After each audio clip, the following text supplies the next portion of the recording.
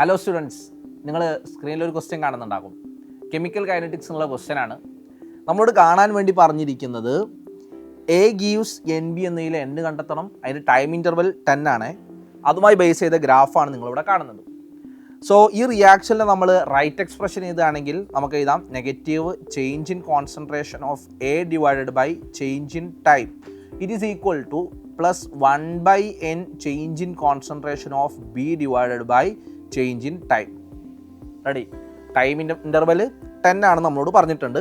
ഇനി change in concentration of എയും change in concentration of B ആണ് നമ്മൾ കണ്ടെത്തേണ്ടത്. നോക്കി, ഈ ഗ്രാഫ് നിങ്ങൾ പരിശോധിച്ചാൽ മനസ്സിലാകും.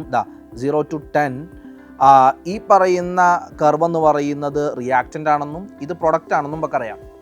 അങ്ങനെയാണെങ്കിൽ റിയാക്റ്റിൻ്റെ കോൺസെൻട്രേഷൻ കുറഞ്ഞു വരുന്നു. അത് 10 മിനിറ്റ് ആകുമ്പോൾ അത് കുറഞ്ഞു വരുന്നത് 0.04 അപ്പോൾ അതിൻ്റെ ചേഞ്ച് എങ്ങനെ നമ്മൾ കണ്ടെത്തുക അല്ലേ?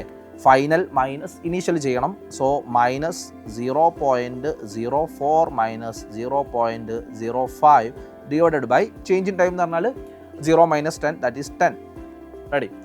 It is equal to plus 1/n എന്നാണല്ലോ കണ്ടെത്തേണ്ടത്. ചേഞ്ച് ഇൻ കോൺസെൻട്രേഷൻ ഓഫ് ബിയിലോട്ട് നമ്മൾ വരണേ. അങ്ങനെയാണെങ്കിൽ നിങ്ങൾ നോക്ക്, 10 മിനിറ്റ് തന്നെ എടുത്ത് നോക്കുമ്പം ബി എത്ര ആയിട്ടുണ്ട്? 0 ആണ്. പ്രൊഡക്റ്റാണ് ബി എന്ന് പറയുന്നത്. ഇനീഷ്യലി 0 ആയിരുന്നു, അതെന്തായി മാറിയിട്ടുണ്ട്? 0.03 ആയി മാറിയിട്ടുണ്ട്.